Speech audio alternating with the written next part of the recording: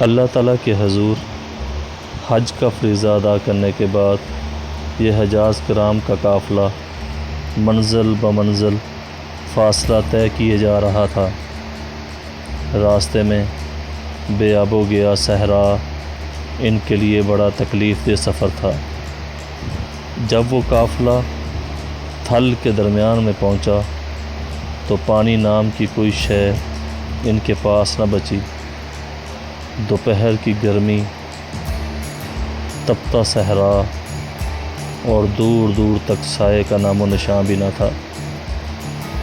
قافلے والے آرام کرنے کے لیے کوئی مناسب جگہ تلاش کر رہے تھے۔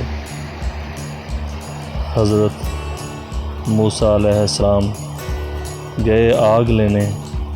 اللہ تعالیٰ نے انہیں پیغمبری عطا کر دی۔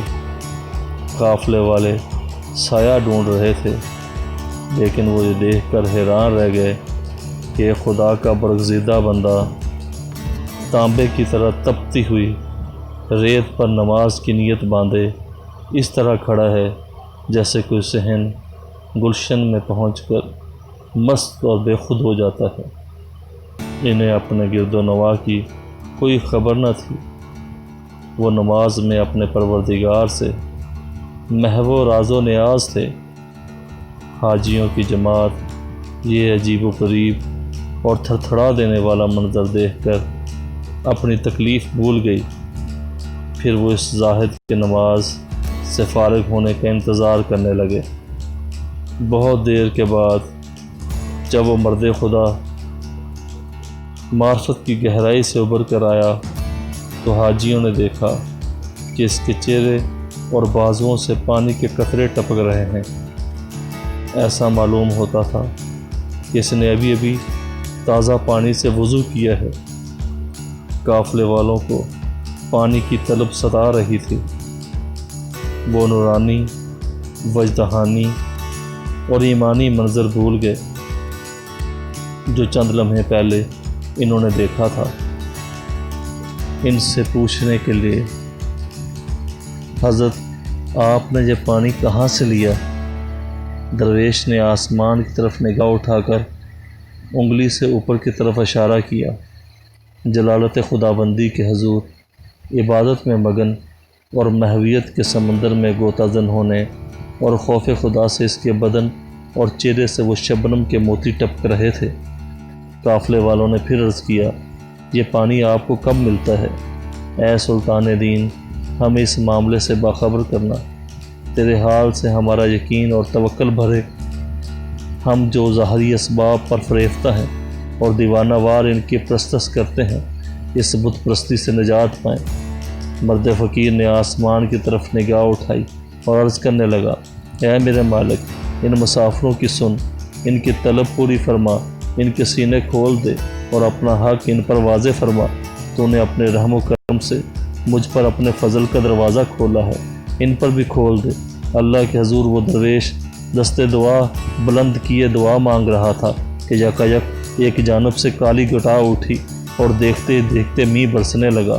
اس زور کی بارش ہوئی کہ ہر طرف جل تھل ہو گیا۔ قافلے والوں کے دل خوش ہو گئے۔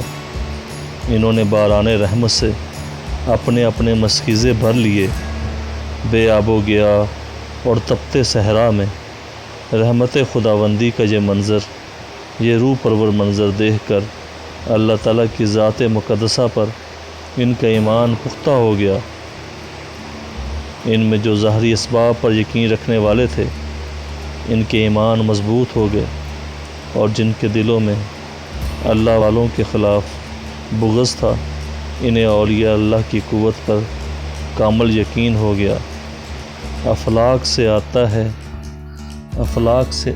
ہے نالوں کا جواب آخر، کرتے ہیں خطاب آخر، اٹھتے ہیں حجاب آخر۔ احوال محبت میں کچھ فرق نہیں ایسا، احوال محبت میں کچھ فرق نہیں ایسا، سوز و تاب اول و سوز و تاب آخر۔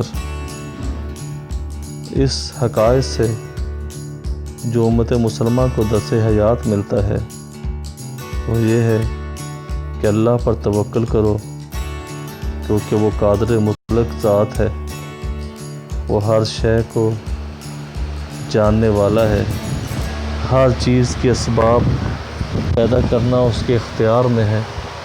وہ جب چاہے تپتے صحرا میں آسمان سے بارش نازل کر کے وہاں پہ ندی نالوں اور طغیانی کا سما بنا دے، جب چاہے بپھرتے ہوئے سمندروں کو بنی اسرائیل کے لیے چٹیل میدان بنا دے اور ان کے نکلنے کے لیے ہر قبیلے کے علیحدہ علیحدہ راستے بنا دے۔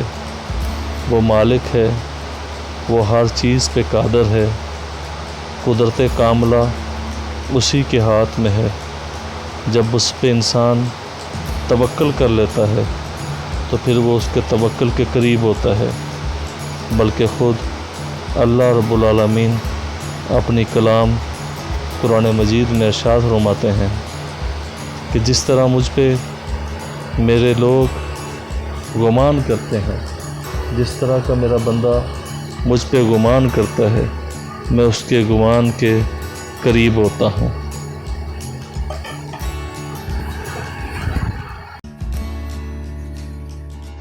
اس طرح کی مزید ویڈیوز کے لیے ہمارے channel the message T V کو سبسکرائب کر لیں، ساتھ میں بیل آئیکن دبا لیں تاکہ ہر آنے والی لیٹسٹ ویڈیو آپ کو بروقت مل سکے۔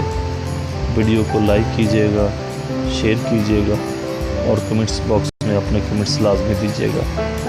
میں ان تمام احباب کا شکر گزار ہوں جو ہماری ویڈیوز کو لائک کرتے ہیں اور مختلف سوشل میڈیا کے پلیٹ فارم پہ ان ویڈیوز کو شیئر کرتے ہیں اور ہماری ویڈیوز کی بہتری کے لیے کمنٹس باکس میں ہمیں اچھی اچھی رائے سے مستفید فرماتے ہیں۔ اپنے میزبان خالد بخاری کو اجازت دیں، ملتے ہیں ایک نئے ویڈیو میں، تب تک اللہ نگہبان، فی امان اللہ۔